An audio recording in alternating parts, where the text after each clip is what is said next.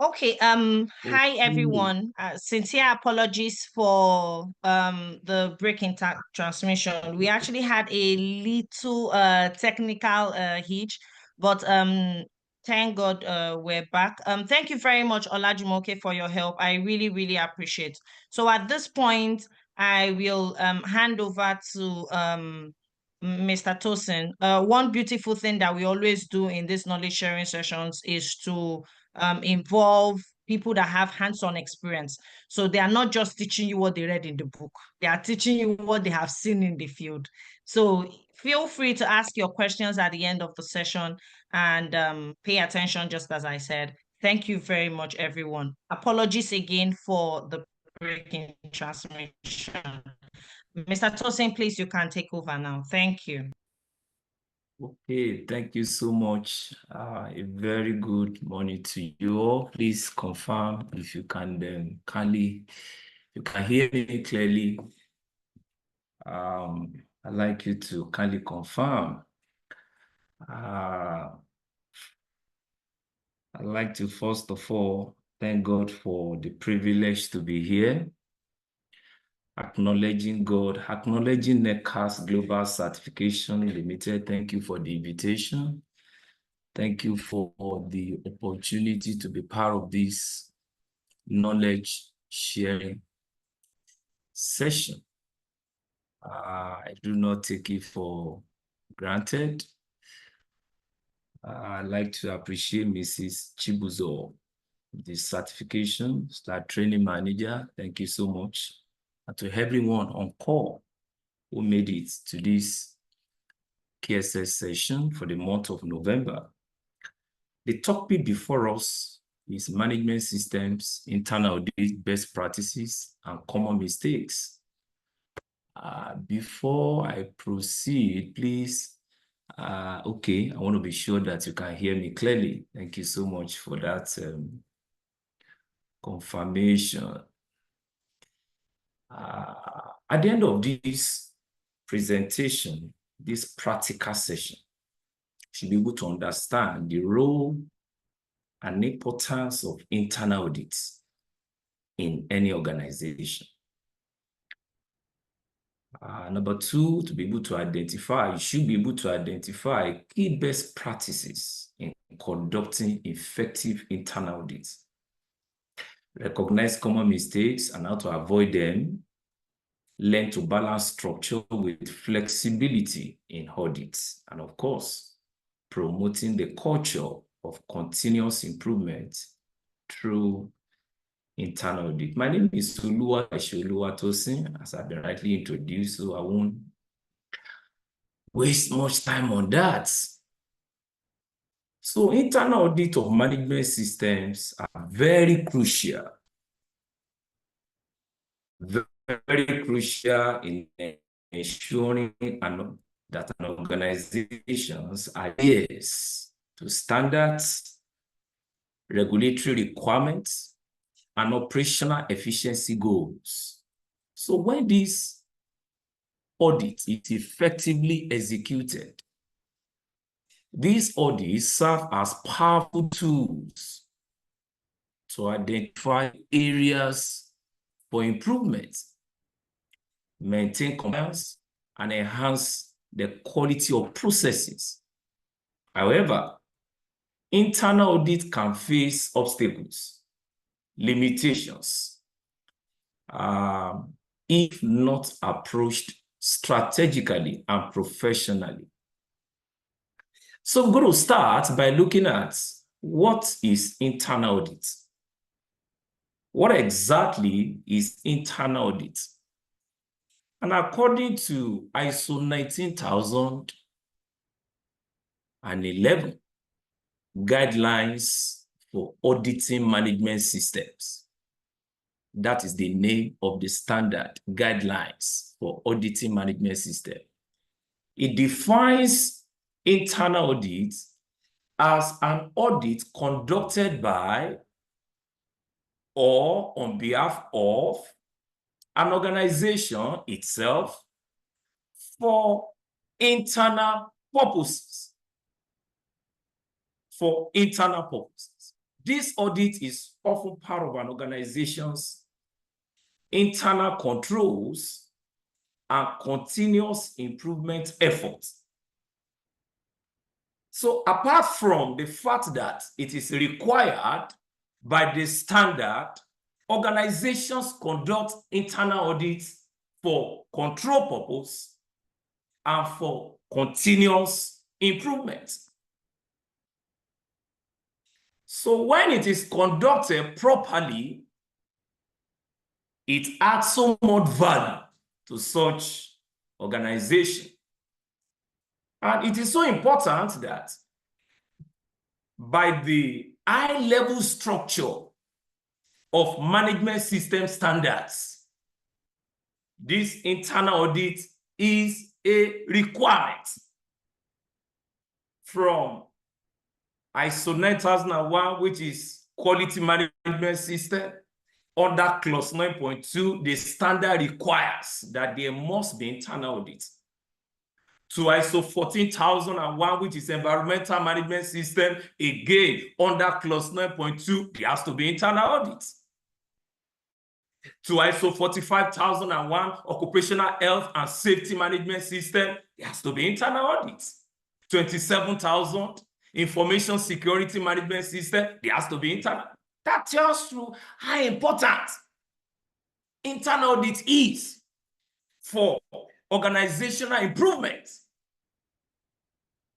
Business continuity system, that is ISO 22301, talks about internal audit. There has to be internal audit. ISO 50001, energy management system, there has to be internal audit. Food safety management system, ISO 22,000, 2018, there has to be internal audit. So all of these standards require specifically under clause 9.2 by the high-level structure that organizations must conduct internal audits at planned intervals. At planned intervals. It says that audit must cover criteria like compliance with the standard, and if the management system standard is being implemented effectively and it is performance driven. It also says that the result of internal audits must be reported to management, and also specifies in all of these standards under clause 9.2 that follow-up actions must be taken to address identified non-conformities, if any. So, what are the best practices, globally recognized practices? Because it is internal audit does not mean that it must be done anyhow. No, there are best practices for internal audit. Number one, you need to set clear objectives and scope. What exactly do you want to achieve as an organization conducting internal audits? Is it customer satisfaction? Is it business continuity? Do you want to ensure that, yes, you become the cutting edge in the market? Is it that you want to ensure efficiency in the operational system? Is it that you want to ensure what is the objective? What is the scope of the internal audit? Or is it to get certified? Are you conducting internal audit just because surveillance audit is coming and we have to conduct internal audit? So you have to set the objective must be clear. And that will come from the top management. That will come from the top management. 2024 internal audit must achieve customer satisfaction, operational efficiency, effectiveness in our financial management. It has to be clear. Number two is to develop a risk-based approach. Before you go into it clearly, you need to identify and give priority to areas with highest form of risk. within the organization, there are risks. In manufacturing sector, it could be in production department. It could be in maintenance department. So when you are preparing the plan for the internal audit, you need to identify the highest risk priority areas. Why? So that the audit can focus more on that particular aspect of the organization. Oh, we have been having issue in our customer service department. The customer service department has been given up there. Let the next internal audit concentrate more on the customer service unit. Number 3, the independency of auditor. Best practice. The auditors must be independent. There cannot be internal audit where only one person goes around the organization and even comes around to audit himself, audit his own department. That yes, because we don't have internal auditors, and I'm the only one trained as internal auditor, so I have no choice. I have to audit my own department. No. There has to be independence. That is the best practice. Auditors shall not audit their own work in order to avoid bias and to ensure objectivity of the audit. Because by the time you're auditing yourself, or you're auditing members of your department, or you're auditing member of your session, the result of such audit may not be objective, may be biased. And of course, a structured audit process must be followed. You must have a well-defined step-by-step process to ensure consistency, completeness, and comparability in the audit. The structure of any internal audit starts with planning. You got to plan. Under planning, we appoint the auditors. Under planning, we send notification. Under planning, we conduct preliminary meeting. Under planning. And then after planning, we execute. We go to the field. We execute. Then after the execution, we report. The report will be analyzed to show the levels of conformity or non-conformities. Whether it is a critical non-conformity, major non-conformities, minor non-conformities, or observation, or opportunity for improvement. So when we have a structured audit process, it allows the system to systematically put together and get results and value from such kind of an audit. And another best practice in an audit is an audit that focuses on continuous improvement. Of what use is internal audit exercise if it is not going to add value to the organization? Of what use is the internal audit if it is not going to promote and ensure operational efficiency? So every audit must focus on continuous improvement. Another best practice is, though we have trained internal auditors, we have some organizations have internal audit departments, some even have PMS departments. We need to engage with the stakeholders. Teamwork. One of the principles of quality management system. One of the principles of quality management system is relationship management. Relationship management. So a holistic engagement with the stakeholders, very critical. We went for a particular audit early this year. And after the opening meeting, one of the directors came to me confident. He said, Mr. Tosin, these people organizing, and I'm just telling you this in confidence, these people organizing the internal audit, they will just batch on us. They don't tell us ahead. They just believe that they have the power. They just believe that since the management is giving them the backing, and they can just come and send notification, and then they will ask us, so everybody come for opening meeting, it is time for audit. No!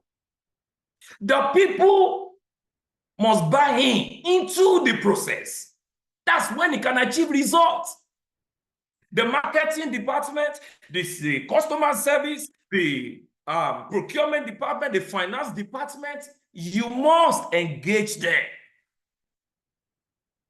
They must see the value.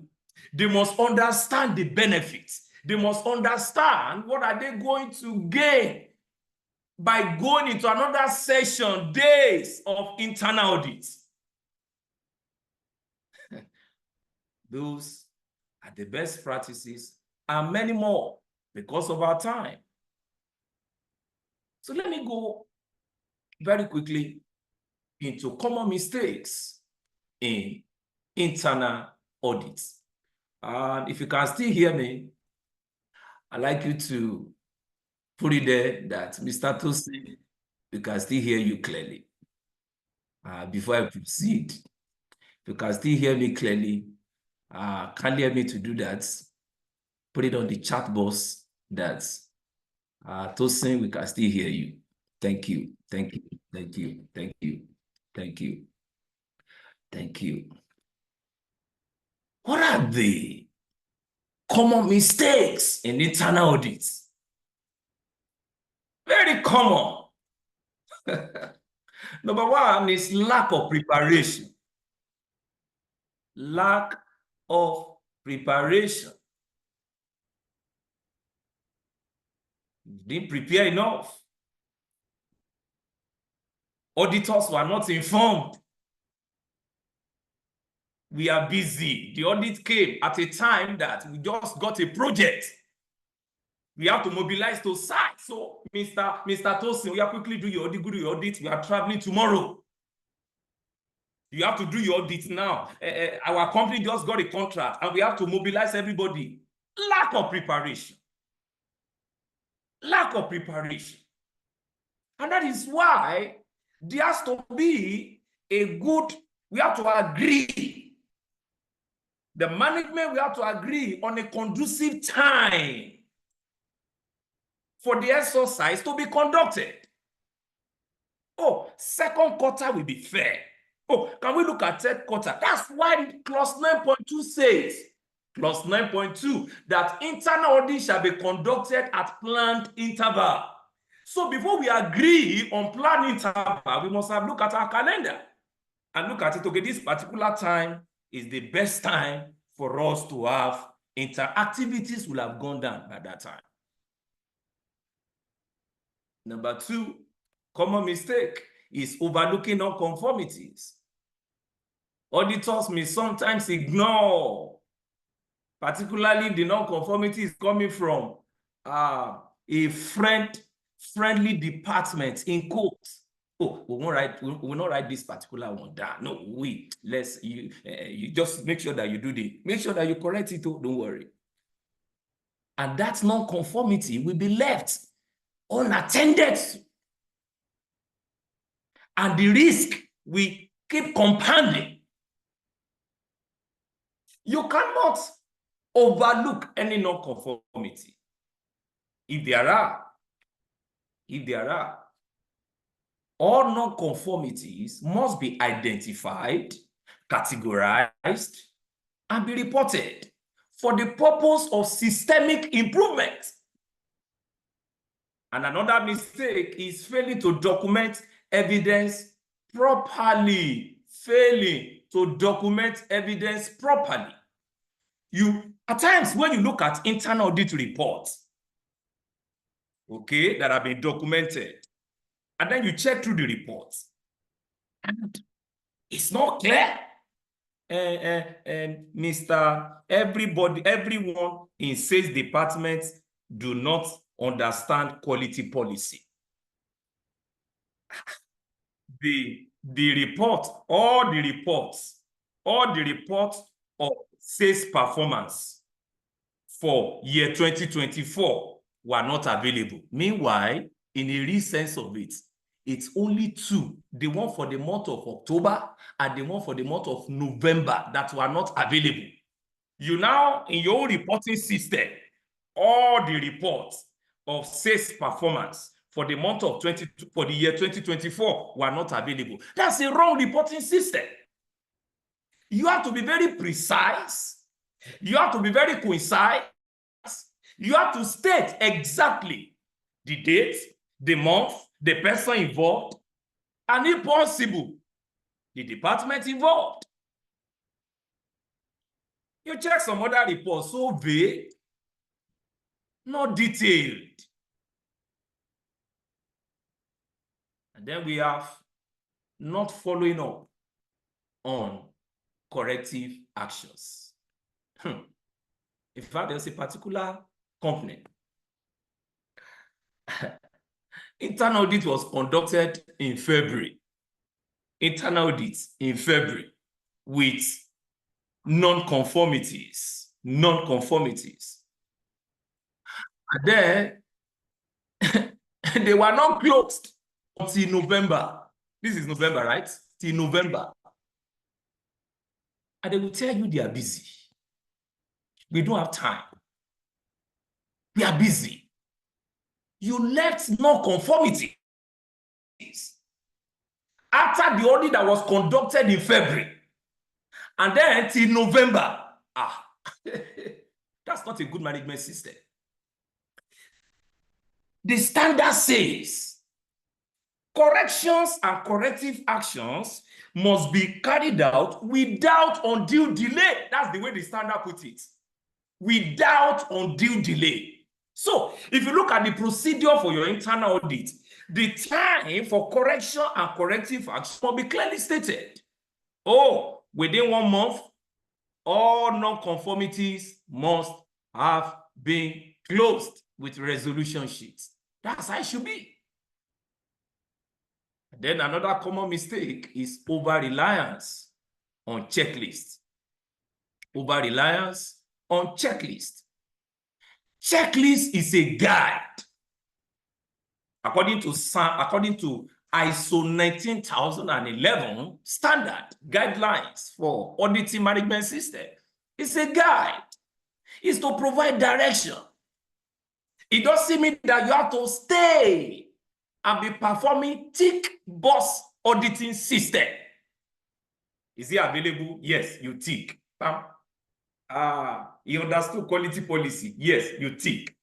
Report for January is available? Yes, you tick. Such audits cannot add value to the organization. Such audits will not produce results. Such audit is not performance driven.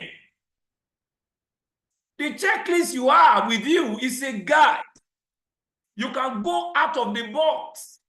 One question will lead to another question. Don't forget, anytime you are auditing, you are investigating. You want to dig deep so that you'll be able to add value to the system. And then another mistake is insufficient communication. Oh my goodness. Insufficient communication, poor communication throughout the audit process, especially when delivering findings, can lead to misunderstandings and resistance. Can you imagine? You have audits, you get to the audit site, and then they are telling you, Mr. Tosin, just be informed that I'm just hearing about this audit yesterday. Yeah. Yes, Mr. Tosin. It was yesterday that my manager was just informing us that there is audit tomorrow. Notification has been communicated maybe 2 weeks before. They have informed the certain level of management. They are supposed to cascade such notification to the people within the department. And then when the audit is tomorrow, you are now telling your team members that, yes, the audit is tomorrow. That's not good enough. That cannot add value to the organization. That cannot bring about productivity and performance in auditing system. It can't. Or as an auditor, the way you are communicating in an audit, your auditee do not have a clear understanding of your question. You go out to the field to conduct internal audits, and then you have your standard review, you have your checklist review, and then, but your questions are not clear. You go to the site, you're asking, please, according to ISO 19011, there has to be a review. You have to put in place a checklist. And then after you have put the checklist in place, we want to see the corrective action and all of that. They are looking at you, are speaking jargons. We don't understand. And that is why the place of awareness, the place of understanding the requirement. I'm saying, yes. And let me add more common mistakes, which I didn't add to these slides. Please, if you're writing, I need you to take note of them.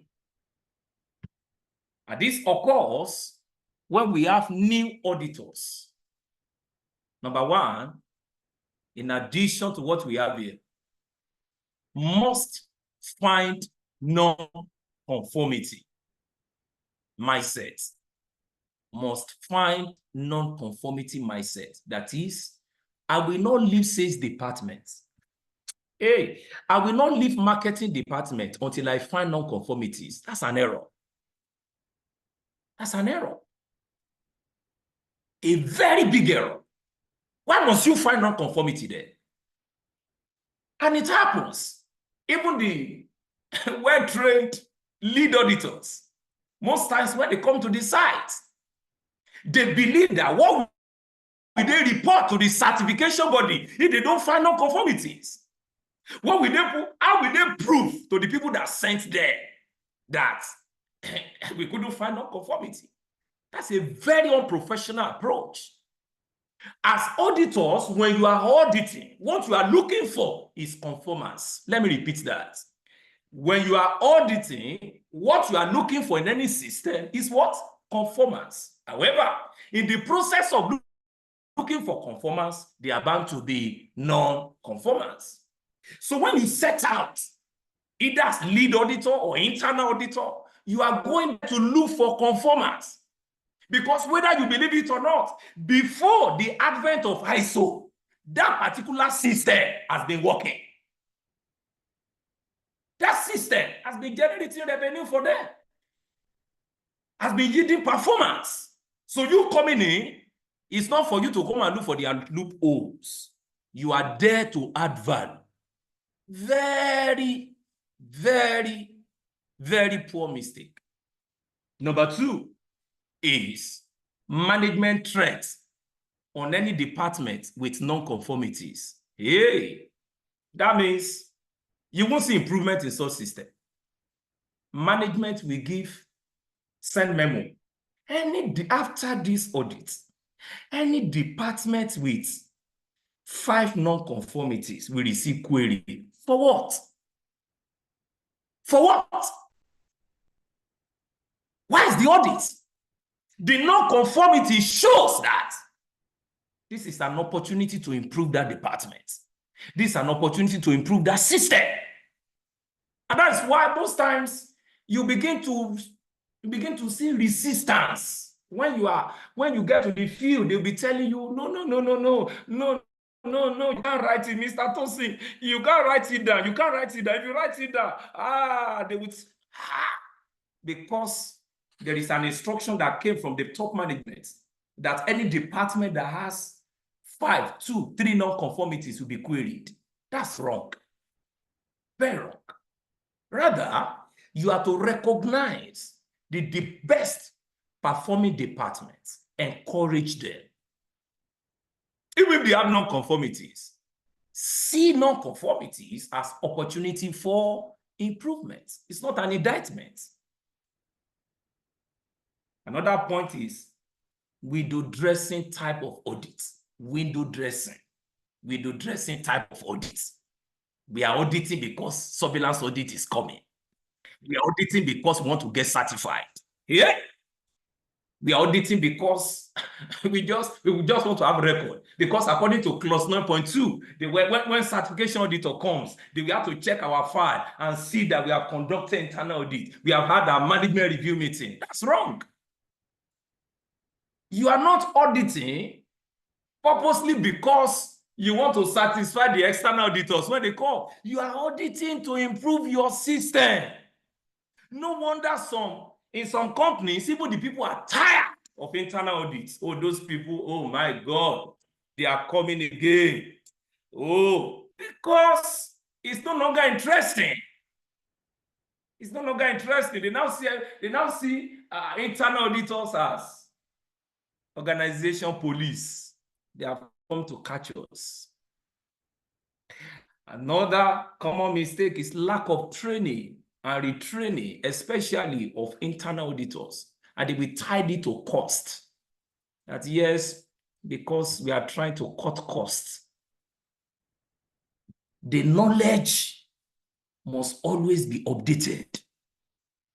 The auditor that you trained about 4 or 5 years ago, they are the one that is still conducting internal audits within the premises. And you think it will be performance driven. Lack of training and retraining of internal auditors. And then, as I begin to conclude, misplaced priority on parts of the organizational system. They don't put priority into internal audits. If it is something that will bring in money, Mr. Tosin, say we need money. Who says you don't need money? Or what about the system that is generating the money? What about you are using a vehicle and the vehicle is producing results and you are not paying attention to the engine? You are not servicing the vehicle. You are not putting oil inside the vehicle. You are not checking the gauges. It's just a matter of time. That system, that vehicle will break down. It might even be a day that we are going to get the best of the best job. That is the day the vehicle will say, no, I'm not going anywhere. Or it will allow you to get to the Tom Milan Bridge and then crash down there. So, ladies and gentlemen, I love this topic because this is what I do every day. An effective internal audit of management systems balances structured method with flexibility, objectivity, and a focus on improvement. When audits are conducted thoughtfully and strategically, they become powerful tools, drivers of ongoing improvement and sustained organizational success. Ladies and gentlemen, I'd like to thank you so much for listening to me. Thank you, thank you, thank you. If you have any question, I'd like to take your question. And thank you, NECA, once again. Thank you.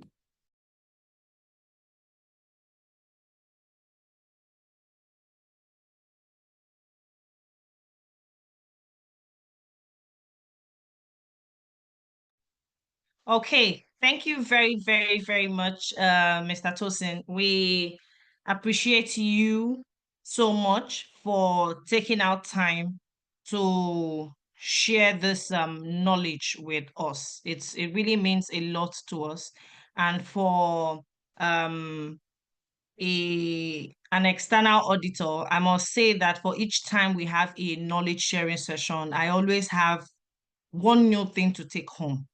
And if that is applicable to myself and even other experts that are on the call this morning, I can see Mr. John Adekoje concurring to your thoughts. You know, it serves as an informatory time. It serves as a reminder of what we already know. If those of us that are already, you know, practicing and all of that feel this way, then I'm sure that every other person on the call is also reminded of some things that they must have possibly forgotten. And this is also to remind us that in spite of the fact that the session is for free, you know, this might sound funny, but a lot of us have a very, do I say, carefree attitude towards things that we're not really investing our money so much in. But if we utilize this opportunity, this monthly knowledge sharing sessions, it would impact you as a person. It would impact your organization also that is practicing management systems. So at this point, we're open to hearing your questions. You have the permission to unmute yourself if you want to speak. You can ask questions, you can contribute, you can also seek for clarification. It's a knowledge sharing session, just as we said. And it's not only Mr. Tosin's voice we want to hear. We want to also hear your perception based on what he has already said, you know. When he was saying something about an auditor being in a particular department and waiting for non-conformity, so to say, you know, something really rang in my ear, and the word is non-conformity hunting. And the truth of the matter is that, just as he said, when you're doing an audit, when you're conducting an audit, you're rather looking out for conformance and not for non-conformities. So you're not there to hunt for non-conformities. And then another thing that also stood out for me from his session is when he talked about the fact that there's a high level of familiarity or something within the internal audit. You know, the internal audit is, for me, I would say, the most dicey auditing. If it's an external audit, if I'm coming into your system for the first time, probably you don't know me, so there's no basis for familiarity. But with your colleague that you've laughed with yesterday, auditing him, so it takes you to understand that, oh, this is an internal audit. The fact that this person is my colleague doesn't mean that so it will now be maintained. So at this point, we're open to entertaining questions. Please, if you have any questions, feel free to unmute yourself, and you can also chat in the chat room. We want to hear from you. We want to hear your thoughts. It could be anything. And also remember that this is the last knowledge sharing session. So anything you don't say today, you're going to have to leave it until February, last Thursday in February. So let's hear you. Thank you.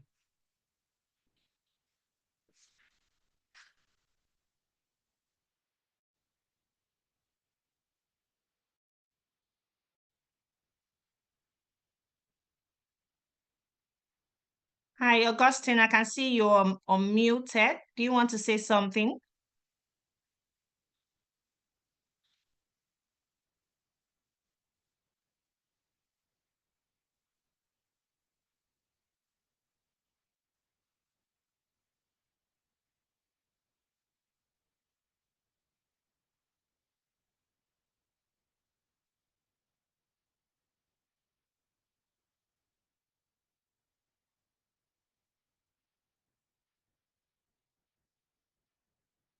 Okay, so we have a question, good, in the chat box. So the question is from Mr. Felix Wonku. I hope I pronounced that properly. Okay, so the question is, how do you cope to make sure you are not directed to see only those things they want you to observe? Okay, Mr. Tosin, if you're still on the call, would you answer, or should I go ahead? Mr. Tosin, Okay, okay, good. thank you. So how do you cope to make sure you are not directed to see only those things they want you to observe? Thank you so much, Mr. Felix, for that question.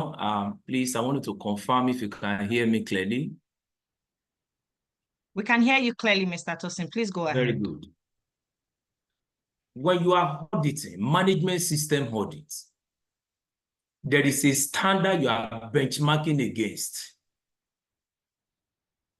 So you're not just auditing based on, there is a standard that you have drawn checklists from. And that is why before you venture into management system, there has to be a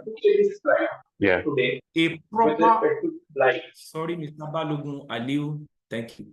There has to be a proper and detailed understanding of the standard. because you have to achieve objectivity and impartiality, which is one of the fundamental principles of auditing. So you have to make them to understand that this is what the standard says, and I am auditing in line with what the standard requires. Not necessarily what they want to observe or what they want to see. Okay? I don't know if that answers your question so that I don't waste time. Thank you. Okay, so thank you very much, Mr. Tosin. Mr. Felix, in order to also lend my voice to the question, I believe you are referring to the auditee making you see what they want you to see. So like kind of shifting you away from those parts that they know they are not doing well. So in order to just buttress Mr. Tosin's points, it's basically you following what the standard says should be done.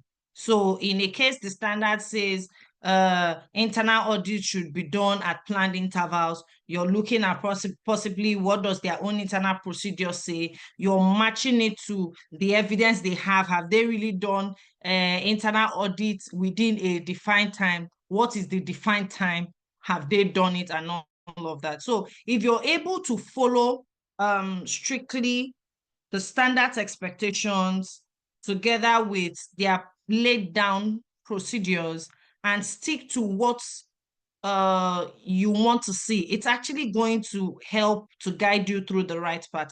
Another thing I would also say is that you should also try as much as you can to follow your intuition when, and also be try not to be distracted. Now, where does intuition comes into play? Sometimes you want to see a particular thing and it seems like an auditee is trying to move you to point B. So not being distracted will help you to stick to the fact that, oh, I would like to see this. And in spite of, okay, even if you're being told stories, this one, that one, that one, stick to the fact that, okay, oh, I would like to see this, or this is the question I'm asking. Could you please answer me? Mr. Dekoje's hand is up. I would appreciate you, sir, if you can unmute yourself and speak to us. Thank you very much. Okay. I'm speaking from Agbara. I just feel I should just add my voice in order to encourage, because I'm so passionate about internal audit. And I want to appreciate Mr. Tosin for a job well done. That's when you know people that are really practical and have a hands-on experience. It's very rare to have such opportunity. One thing I just want to learn out from what we have seen in the past and expressed from years of auditing, one thing I found very common is that internal audit, which is the first party audit, is usually not taken seriously.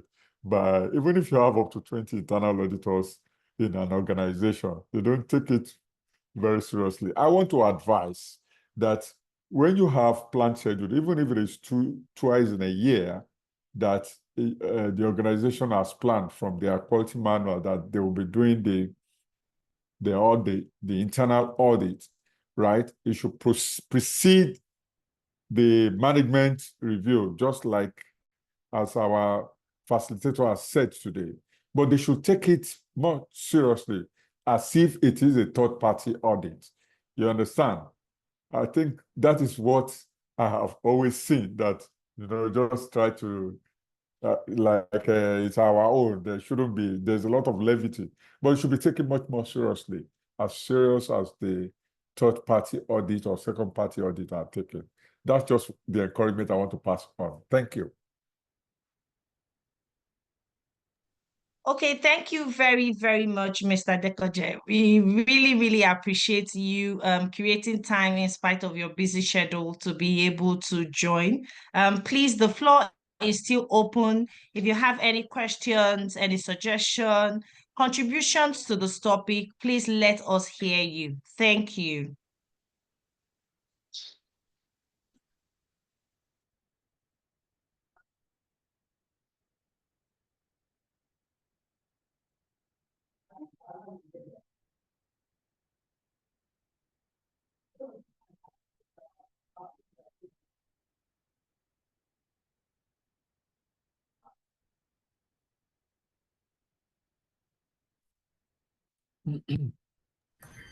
Okay, so hi, Yemisi, you have something to say? No, Okay, you're actually unmuted. Okay, my that's question has been fine. answered during the meeting. Hi, Yemisi, let me hear you. I said the question I have has been answered during the Oh, lecture. we're glad to hear that. Thank you very much. Okay, I am guessing that the fact that there is no question in the chat box and nobody is saying anything, I would want to. Oh, hello. Okay, so would want to say a very big thank you to all of us for being able to join this knowledge sharing session today. It means a lot to us that you're here. It really means a lot to us, and we look forward to seeing more of you. We understand that we're going into the festive period, and a lot of people will be taking some time off to rest, and that is the more reason why there will be no knowledge sharing session by December and for January. So let's take our time to, do I say rest, recuperate, and plan for the new year. So the next knowledge sharing session will be on the last Thursday of February. Also, we'll be sharing with you our training plan for the year 2025.